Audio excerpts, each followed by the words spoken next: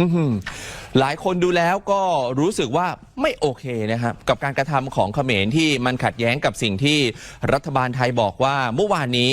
บิ๊กเล็กครับพลเอกณัฐพลนาคพาณิชย์รัฐมนตรีว่าการกระทรวงกลาโหมแล้วก็บิ๊กกุ้งพลโทบุญสินภาคกลางนะครับที่ปรึกษาผู้บัญชาการทหารบกและอดีตแม่ทัพภาคที่2พูดเป็นเสียงเดียวกันเลยว่า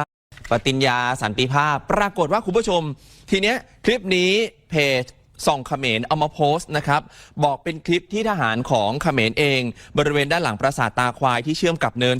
350บอกว่าตอนนี้ทหารเขมรได้นิมนต์พระแล้วก็ประชาชนเนี่ยเข้ามาทำบุญภายในปราสาทตาควายได้แล้วก็ให้พรทหารเขมรที่ฐานทหารใกล้ปราสาทตาควายเหมือนเป็นพื้นที่ของตนเองแบบ100%ครับหลายคนดูแล้วก็รู้สึกว่าไม่โอเคนะครับกับการกระทำของเขมรที่มันขัดแย้งกับสิ่งที่รัฐบาลไทยบอกว่าเมื่อวานนี้บิ๊กเล็กครับพลเอกณัฐพลนาคพาณิชย์รัฐมนตรีว่าการกระทรวงกลาโหมแล้วก็บิ๊กกุ้งพลโทบุญสินภาคกลางนะครับที่ปรึกษาผู้บัญชาการทหารบกและอดีตแม่ทัพภาคที่2พูดเป็นเสียงเดียวกันเลยว่าปราสาทตาควายเนี่ยมันเป็นของไทยเรายังไม่ได้สูญเสียไปนะครับคือตามกฎเลยចាបងប្អូន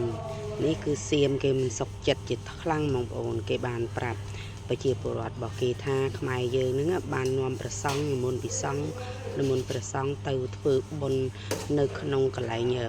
ប្រាសាទអង្គរ3គឺជារបស់ឯងពិនសិទ្ធពីកាលណាអីចឹងណាបងប្អូននិយាយចំទៅអារបស់ខិនគេឲ្យគេធ្វើអីក៏មិនបានដែរបងប្អូននៅតាមឈ្នានេះគេនឹងថាគេនឹងចង់បានរបស់បានខ្លួនឯងទៀតបងប្អូនគិតទៅអាសៀមនេះចង្រៃមានអានេះបងប្អូនអើយចឹងយើងនៅបាត់ប្រាសាទតាមន់តូចតាមន់ធំមែនក្នុងត្រប់ហ្នឹងតើយើងក៏ឬក៏ជារបស់គេទៅហើយបងប្អូនខ្ញុំចង់ដឹងអ្នកណាដឹងប្រាប់ផងណាអរគុណ